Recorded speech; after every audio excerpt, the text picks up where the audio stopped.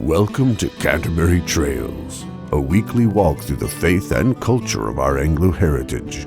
O Lord, our Heavenly Father, England is first and foremost for us a home. That which we are.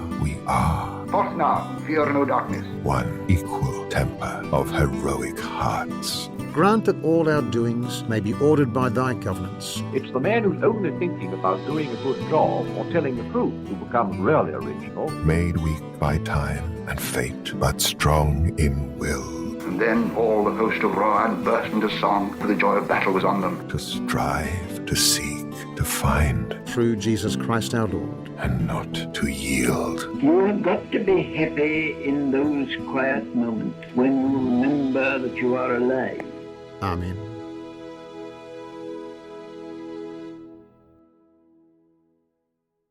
I think we are live for the first time for the Canterbury Trails, forgot what podcast I'm on, Canterbury Trails podcast. This is a little bit of a test run.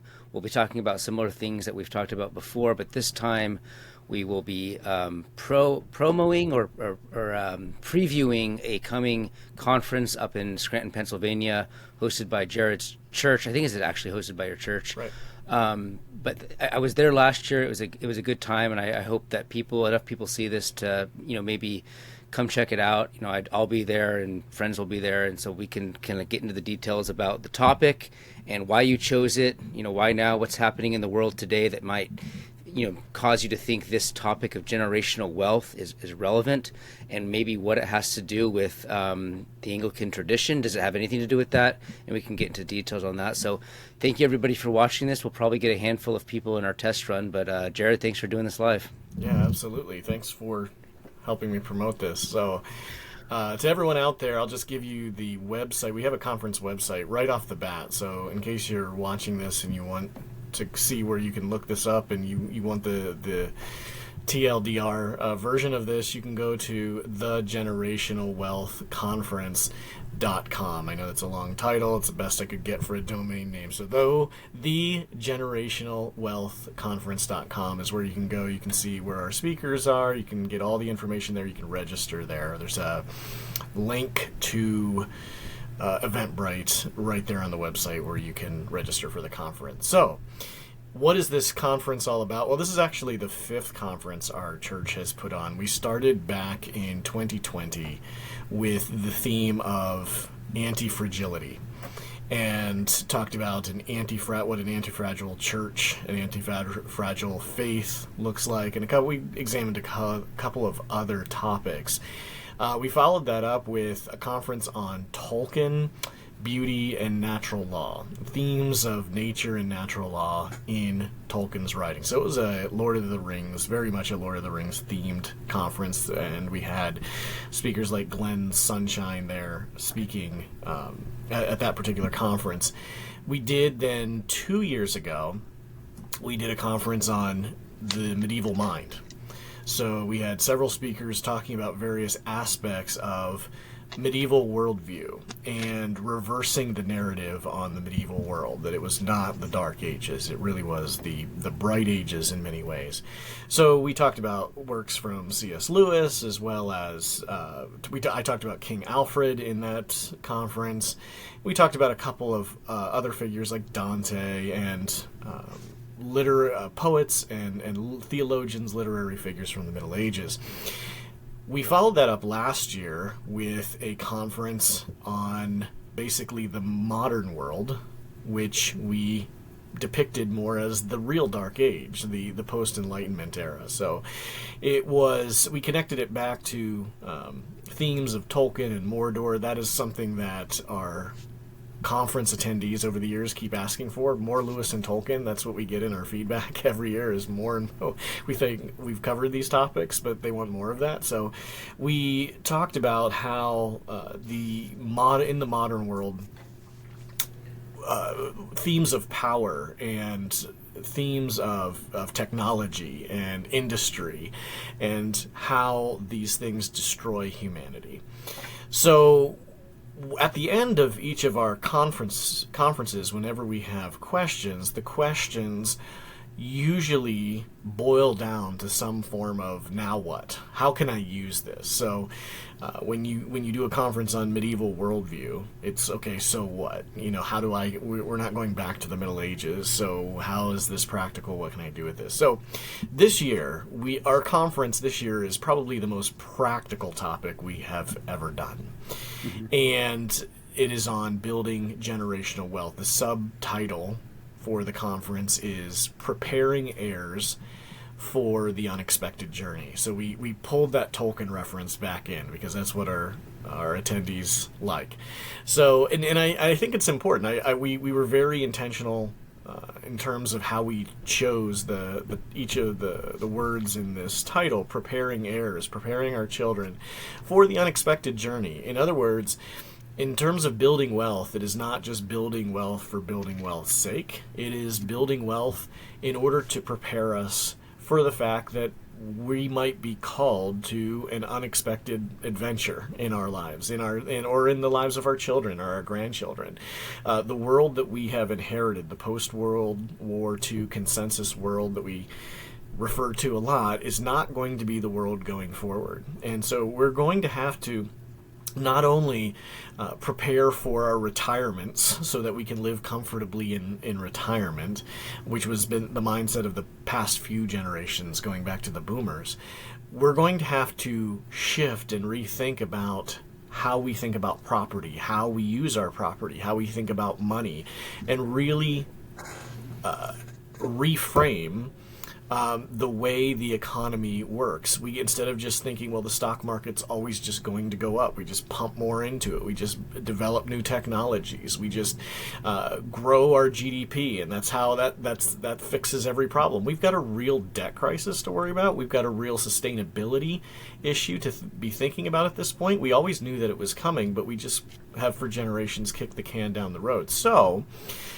in this conference, we are not just out there talking about money-making strategies, although there will be some of that. There will be very practical lectures on how to do financial planning with one of our guest speakers, who is Joe Garrissey, will be attending. And so he's going to be offering 2 plenary sessions as well as a workshop. One of those plenary sessions is to explain really how we got here, explain banking and monetary policy, all those sorts of things. But then the second session is about providing very practical strategies in order to preserve your wealth. He is the lead financial advisor of Backwards Financial Planning. So he takes a very different approach to these issues than you're going to get from a lot of normal financial advisors. And so he's going to be sharing that. In his workshop, he's going to be talking about tax strategies in order to avoid as many taxes as possible. And furthermore, he is coming really... we're paying only his expenses to come. He wants to come, he wants to connect with people, and you're going to have access to him not only at the conference, but he's looking to continue to have relationships with people he meets at the conference in order to advise them further. So my point here in saying all of this is that you're going to get very practical stuff, not just from the sessions in the conference, but should you continue to stay in contact with Joe and seek his counsel and advice. He is a Christian financial planner who takes a very unorthodox approach, thinking more long-term to his financial strategies than what you're going to get from most financial planners today, just telling you to, put money in that 401k or in that Roth IRA. He's going to offer a lot in terms of alternatives there. So that's one aspect, the very practical, but we want to go beyond that and really challenge people to think differently about how an economy is supposed to run. So we have C.R. Wiley also speaking at this conference. That's probably the most familiar name that a lot of our listeners would recognize. And he's going to be talking about dynastic thinking. That is one of the titles of his talks. And the importance of the household and family wealth. not just thinking in terms of individuals, but in terms of household and family. I'm going to be presenting on a talk on Thursday night on, how do I want to say it? On thinking of economics as a discipline beyond just dollars and cents. So I'm going to be talking about, again, bringing a medieval view to economics and talking about the concept of gift and economics as family economics rather than just individual economics. I'm going to be drawing on some of the work of Hilaire Belloc as well in that presentation. A conference speaker that we've had every year in our conference, he attends our church, is Dr. Josh Arp. He's going to be talking about a biblical and theological prosperity gospel. And that is a kind of clickbait title out there maybe for some people, because we would naturally and rightly revolt against the idea of a prosperity gospel. We would reject that, and rightly so. But is there any way at all in which the Bible speaks to the question of prosperity? Is it always just about being poor in Scripture, or does Scripture give us a lot of insight, especially in the Psalms and the Proverbs, in terms of building wealth, how this is a good thing? It is, Proverbs talks about leaving an inheritance for your children's children. Is there a biblical way to approach prosperity rather than rejecting the charismatic prosperity gospel and just saying, well, the alternative is we don't think about finances at all. We don't think about investments. We don't think about inheritance. We just, think about eternity. Well, we should be thinking about eternity. But we should also be thinking about our children, our children's children, our legacy, and all of that. So Josh Arp's going to be presenting on that topic, a very fascinating one. He's also going to be doing a workshop on children as a form of wealth. And the Psalm, I think it's 127 and 128, he's going to be talking about, are very clear on that children are a blessing, a form of wealth that in our society, they're seen as a liability, right? And part of the getting at the reforming the economics of our time is making a real shift in our thinking to see children as assets and as a form of wealth rather than a liability. Mm-hmm. So he's going to be talking about that. And CJ, of course, is going to be talking. I'm going to shift to CJ, let him talk about his plenary session, which is a fascinating topic, I think. Yeah, I think I kind of hinted at it last year, I think. But I actually am fascinated in the concept. If you could remind me of my title, I think it had to do with, wealth generation as a means or a catalyst of cultural continuity. Is that basically what I was... We did the workshop together on education as cultural... Well, but this year I'm doing wealth building or something. Right, yeah. You're talking about the business for the purpose of providing sustainable jobs as opposed to just cheaper products, that sort of thing. People often think about, like... I mean, just because it's my topic, I can go into detail here, but I'm fascinated by the fact that we tell our children, like, I have a 5-year-old, 10-year-old. What do you want to be when you grow up? Where do you want to go? And that wasn't a question you would pose to a child 100 years ago. Mm-hmm.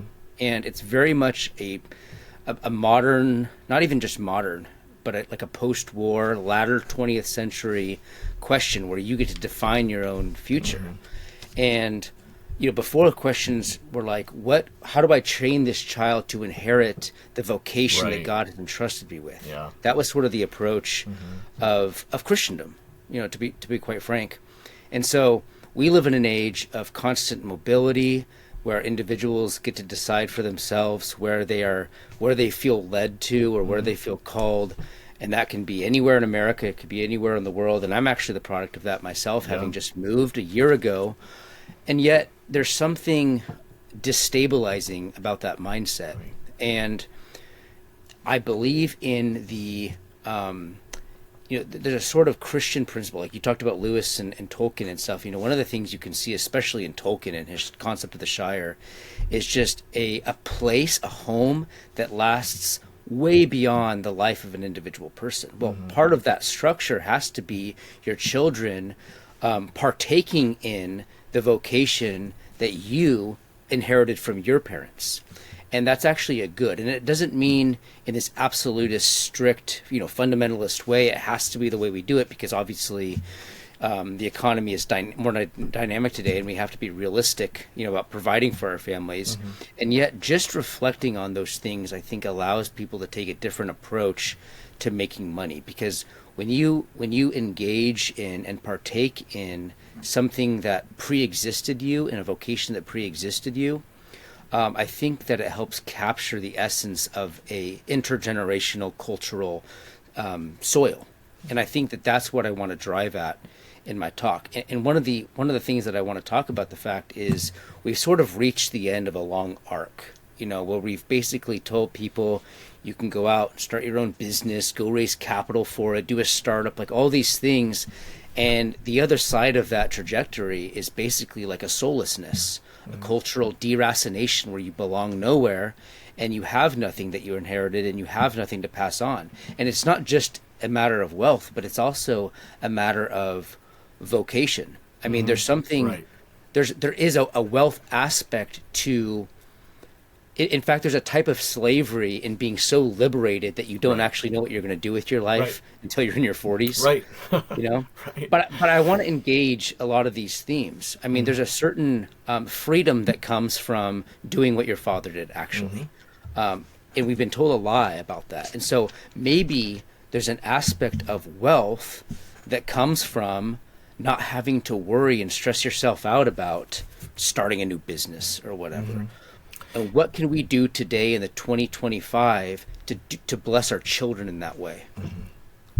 Yeah, I actually want to jump on that for just a second, because and draw a contrast here between what we're trying to instill in this conference and some other conferences out there that you might get along this line. There are some conferences out there where you take an approach to this topic, which is you need to take more responsibility.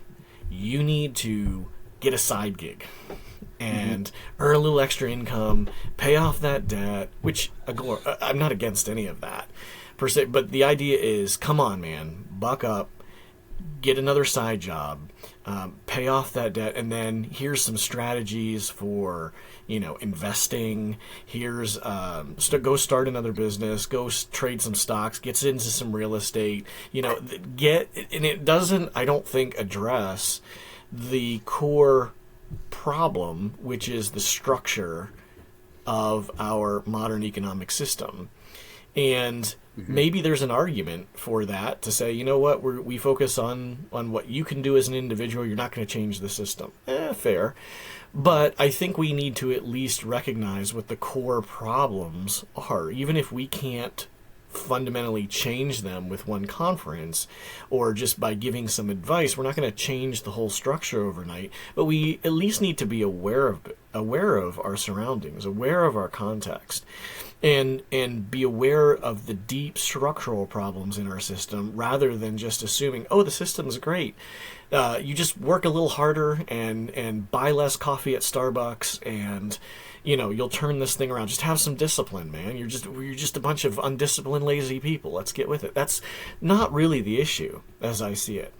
And speaking to the structural problems, I was just confronted with this a few weeks ago in a conversation, actually, with my brother-in-law. And we maybe as people who like private property, who want small government, who are more libertarian minded, will talk about how we need to, cut Medicaid, cut Medicare, and people need to take responsibility and care for their elderly parents, instead of putting them on programs and in nursing homes. Well, I actually agree with that, but that's not something you can switch overnight. If you have parents that are elderly, that have real disabilities, which increasingly that is the case, you can't just care for them necessarily in your own household without the proper training or facilities. Furthermore, what you see with the atomized family in our context is you're not supposed to stay at home where you can be available to take care of your parents, right? Because that actually is a hindrance to economic growth. You are supposed to your point, what you were just articulating, you're supposed to go find yourself. You're supposed to go move across the country in order to find that better job, that better opportunity, and pursue your dream and identity. You're not supposed to stay home. And if everybody just stayed home and lived near their parents so they could take care of them, we would have various governmental programs to discourage that. We'd incentivize people to move away, as we do now. So I'm one of 6 siblings. We all pretty much live in different states around the country. And that's pretty typical.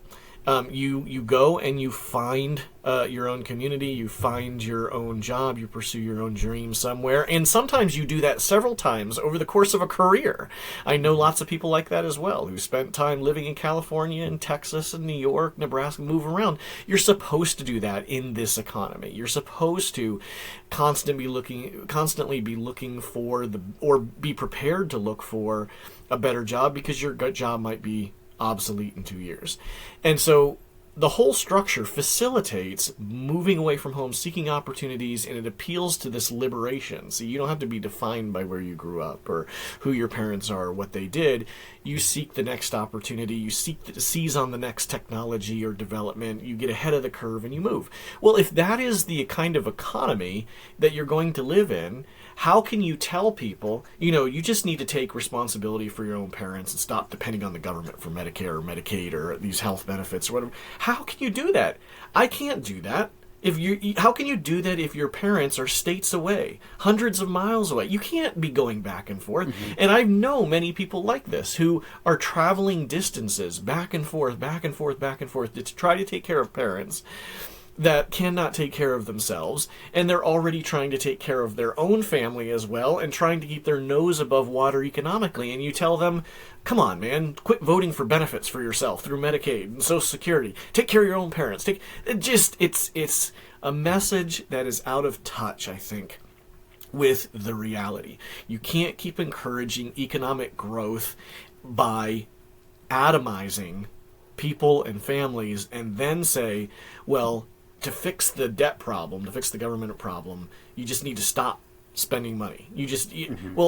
You've created a situation where in the name of liberation and freedom and individualism, I think we talked about this on our last episode, where government is going to be required to fill in that gap in terms of taking care of seniors. And the funny thing too is, like, I'm sure you've seen this, but so many people that talk about reflect on the fact that American regional distinctives are kind of being liquidated, that you drive in any state in America and it's like the same Chick-fil-A, McDonald's, and Target. Like every exit looks exactly the same. And so the irony and the paradox of our economy is that the more individualism we get, the more internationalism we get. Right. These are part of the same wave, and you're actually not getting more decentralized and autonomous and sovereign individual. What you're actually doing is creating a global community where and that's you are not nothing. just You're a cog. Yeah, and that's not just by accident. The reason you see the corporatism, the reason all these communities look the same is because they are meant to encourage that travel, that commerce. So it is a reassurance to people if they travel outside of their communities that this exit has the same signs, to your point, on it. That, oh, you know what? I trust that hotel chain. I recognize that name. I trust that restaurant. I recognize that name. If it's, Bob's Burgers somewhere, you don't know what you're getting into. You don't know what this little hotel place, this little bed and breakfast place, are they? So, and this was true even with the civil rights era. When during the civil rights era, where the Supreme Court said that you could not discriminate.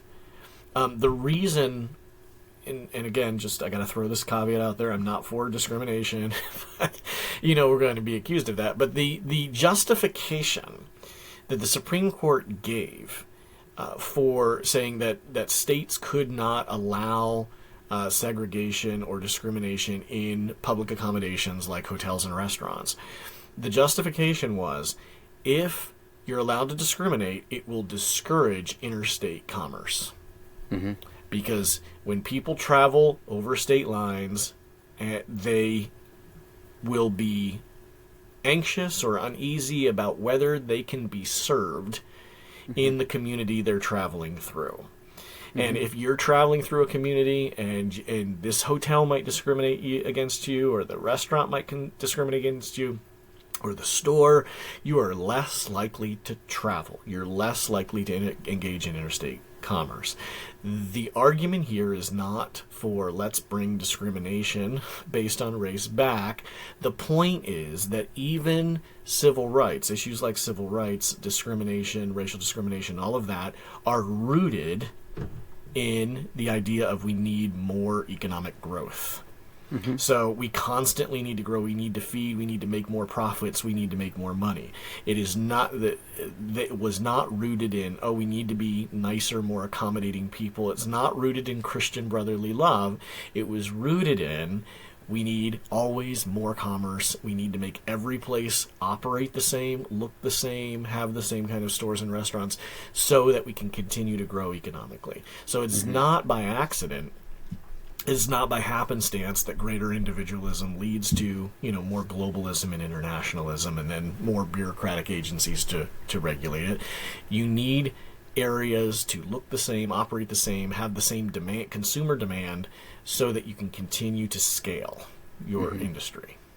Yeah, I mean that flows into what I'm arguing here, where, if you have an intergenerational perspective, and part of the point of vocation is to pass something beyond just the money, right? Or the land or the business, but the way of living, right? The way of being in community. If that's the thing that you want to pass down, that's actually a catalyst of cultural continuity in a world of cultural liquidation. And so, part of what we need to do today in building wealth is not just making sure our checking accounts have $100,000. It's so much beyond digits, right? It's so much beyond the dollars themselves. True wealth, as you said, includes the family. Like take a picture of someone that we both don't like Mitt Romney, right? You look at his family, and he's actually got a very healthy family. Right. And you have a structure there that's truly happy. And they have something obviously they're wealthy, but there's something deeper there that they know that long after Mitt Romney is dead, his great-great-grandchildren will have inherited a way of living. And that's kind of what I would think Christians need to think about. And I think it's sad. A lot of people have pointed this out. Like, Mormons are very good at this. Evangelical Christians are not. And, just to bring this full circle back around to the whole concept of our show, there's a strong tradition within the English way of living that actually approaches community like this. This is a very Burkean approach to community and wealth, and I think that's the thing that I want to tease out. Yeah, the great phrase from Burke, the contract between the living, the dead, and those yet unborn, right? So it's not the social contract, if you will, is not just a contract between individuals alive that have this right to reinvent themselves every generation. It is a contract between... But it's funny, though, this is kind of taking a rabbit trail. I don't even know if I'll bring this up in the talk, and it's kind of a trope, but there is something about the individualistic trajectory of modern evangelicalism and the complete inability of Christians within America to think in this way. I mean, we, specifically evangelicals, are bad at this, right? And it needs to be recovered, right? Because if you're going to base your core theology on it's about the individual decision, right? Well, that there are ripple effects to this that go out in terms of how you live. You live your life, whether in society, economically, politically, all of that. So, of course, and so. Yeah, it fits very well. The Disney idea, now that as I'm thinking about it, of breaking, every Disney movie you've probably seen, almost all of them, is about breaking out of your parents' expectations, right? And falling in love with somebody who's not approved, or pursuing your dream in an area you weren't expected to succeed. That's basically the plot of every Disney movie, right? Outside of my favorite, which is The Lion King. So in The Lion King, you have somebody who's trying to do that. It's actually the reverse plot. Yeah. It's somebody who's trying to go out and just, Hakuna Matata, live the libertarian existence, basically, with Timon and Pumbaa, who's called, you have a calling here that's greater than you, that you can't escape, and you have a duty to go back and provide for your family. So it's completely reversed of every right-wing movie. Yeah. So, but pretty much every other Disney movie, it's about breaking out of whatever the cultural expectations are for you, whatever your parents' expectations are for you. And, you see this in a lot of evangelicalism, too, with the notion that, I want my kids to, choose it for themselves. I don't want to impose, my beliefs on them. And to that, I always say, well, if you really favor choice, you would allow them a broader range of knowledge. Yeah. You should instruct them in Buddhism. You should instruct them in Hinduism. You should instruct them in atheism, so that they fully can make an informed decision here, rather than catechizing them in just one tradition. But yeah, it is a problem, and so we want to address that at this conference as well, by looking at the financial aspect that is going to provide something of real practical value. It's not just all theoretical. Things that you can do, the way that you can structure your assets, that you are providing capital for future generations, for example, rather than just, I'm trying to save so that I can live my retired existence, in isolation and enjoy what I've saved. That's a different mindset. And if it's a different mindset, then I'm going to structure my capital so that my children can continue to build on my legacy. That's a very different approach, and that's something one of the hardest things for me is the fact that, like, a lot of people who are interested in things like theology and theory, they actually don't have a lot of capital. And I want to give them something to do as well. If you're barely making it, what can you do to rethink the approach to wealth that would actually set your kids up? Because that's something I grapple with all the time, and I want to touch on that as well, because I actually think that shared memories and shared experiences is a type of generational wealth. Yeah. And getting into your children and the next generation some sort of complex of memories, of story, of narrative, of purpose, is a type of wealth that you may not be in a position where you're setting aside $10,000 a year, and by the time you retire, if retirement's even on the table, you'll have $1 million to pass on, 100 acres of land. Like, that's actually out of the question for a lot of modern Americans. But what's a very simple thing that you can do, that you can feel on your deathbed that you've actually done this with the small things that you have? You've actually passed on something that can be considered wealth. And I really want to bring that into the equation here, because a lot of people get defeated when they talk about wealth. When there's a wealth conference, I don't have any wealth. Right. I don't have a 401k. What are you talking about? Like, how can I invest it if I don't have anything? Yep. But I want to give those people something to work toward, because I don't think that just being completely nihilistic about your own situation is the answer either. There is stuff you can do. I think that the entire Western tradition has story arcs that were based. Tolkien's a great example of this. I mean, his own mother raised him because his father died, and they were very poor, and he was raised in part by the church, but he was shaped by the experience and that his mother gave him. And that was a type of wealth that propelled him to do all the great things that he did. And I think that's a type of wealth that needs to be brought into the equation. Yeah, and I think two things that I thought of as you were speaking there. There's a message here for those who do have wealth.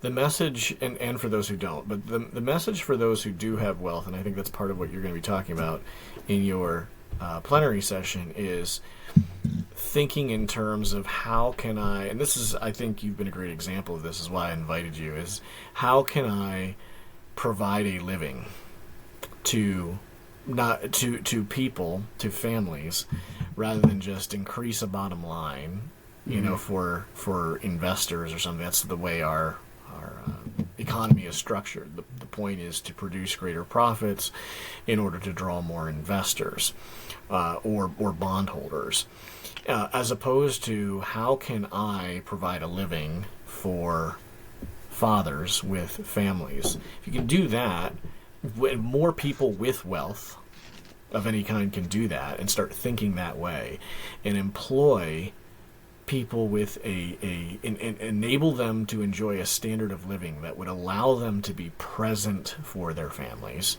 rather than constantly gone working yet another side gig.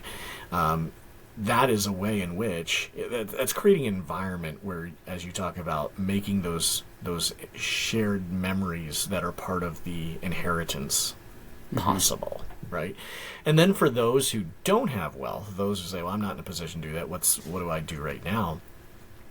I would say that I find that people, regardless of where they are on the income scale or what amount of wealth they have, people are good at all sorts of things that I'm not, and have skills and talents that I don't have. There might be a guy who I know doesn't have a whole lot of money and doesn't think of himself as having a whole lot of wealth, but he's really good on cars. Okay, he's really good at just fixing certain things or building certain things. He has a kind of mechanical knowledge or artistic imagination that I don't have. And just those common skills are a form of wealth, to your point, that can be passed on to children that creates a kind of unity between the generations. So I don't want, I'm a teacher, I'm an academic, I don't want to necessarily force my kids all to be teachers and academics, but I do, in a way, want to pass on to them the same love I have for books. And so if we are reading books together, or they're reading books that I enjoy, now that gives us something to that we share in common, that we talk about, that we in terms of what's good writing, what's good storytelling. That's something that may lead to them writing their own stories, their own books, or teaching something. And I'm not saying you must be a teacher, this is the family guild necessarily, but you're shaping something that is passed on, something that is shared from generation to generation. And that is something you can do even if you're not in a position where you own a lot of land or have a lot of wealth. I am sure people are talented in some area. Almost everybody, I think, has talents in various areas that they learn from their parents.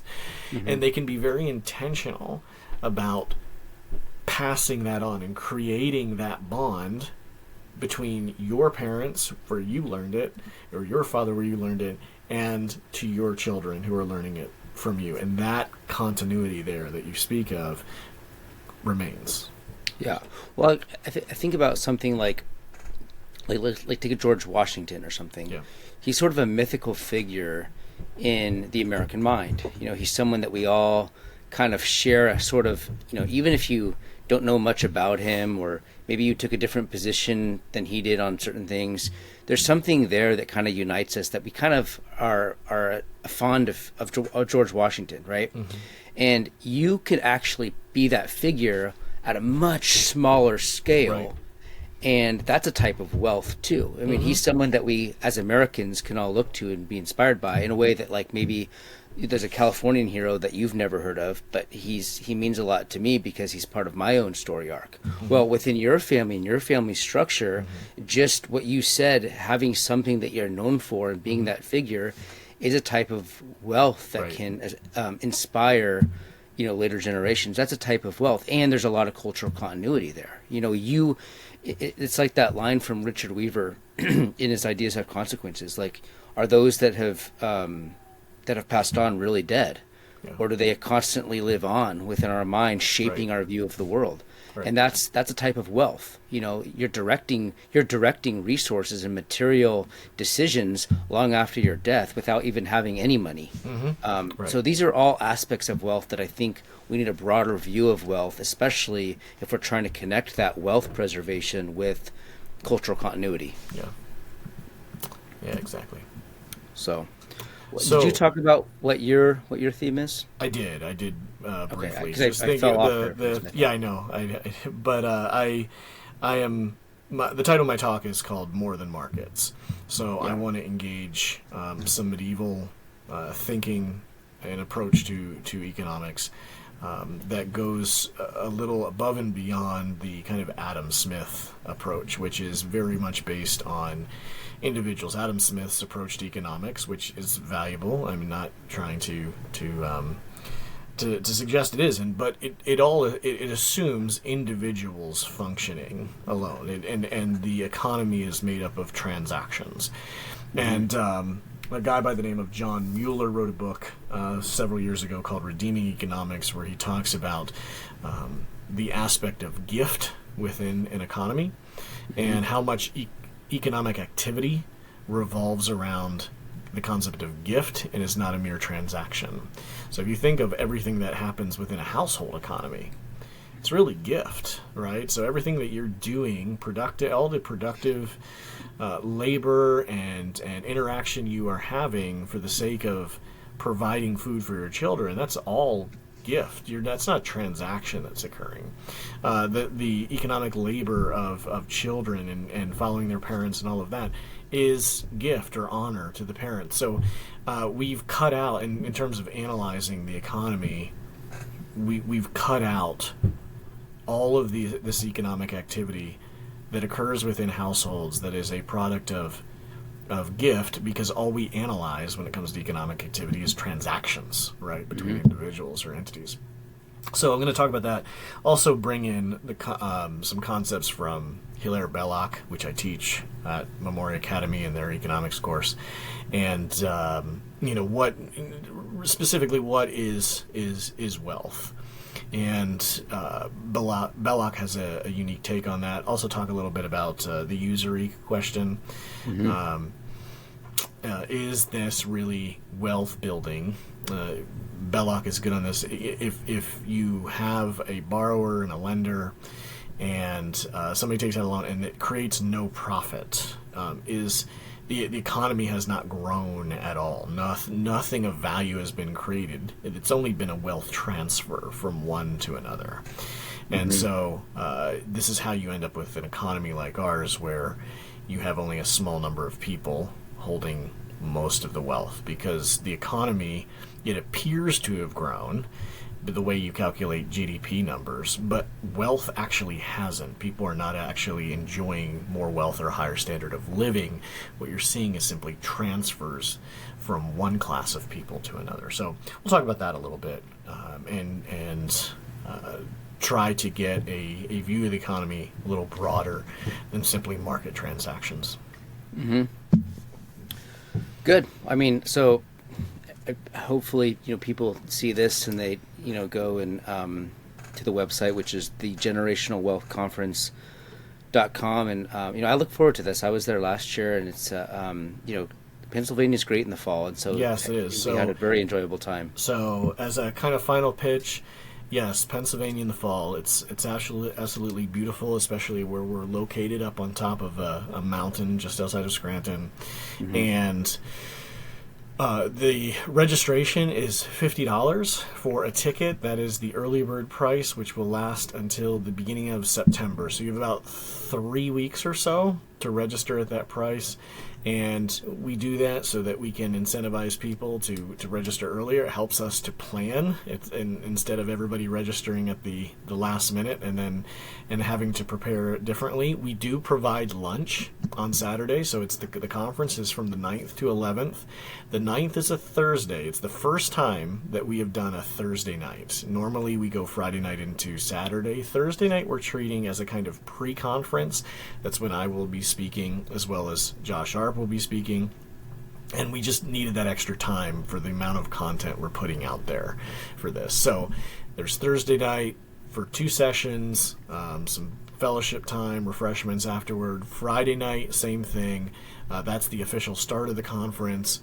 There will be 2 sessions, fellowship time after that, and then on Saturday we start Saturday morning. We will break for lunch. We provide lunch. It'll be a home-cooked meal of pork and beef barbecue, macaroni and cheese, vegetables. It's all home-cooked by us. We provide all of that. We'll have an afternoon session and workshops, several different workshop options available, a Q&A at the end, and that'll be the conference. So the 9th through the 11th, $50. Try to lock in that price, please, by the and that's in beginning of October. What's that? Yep, October. October, yes. Yep. So try to lock it in by over these next few weeks, Mm-hmm. and it's not until October 9th through 11th. So Good.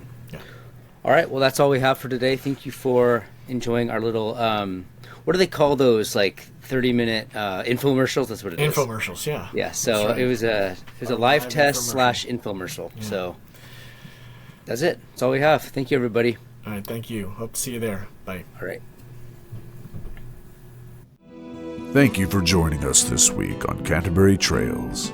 If you like what you hear, we'd appreciate your support by liking, sharing, and subscribing on whatever platform you're hearing us. Stay tuned for more weekly episodes, and we'll see you next time on the Canterbury Trails.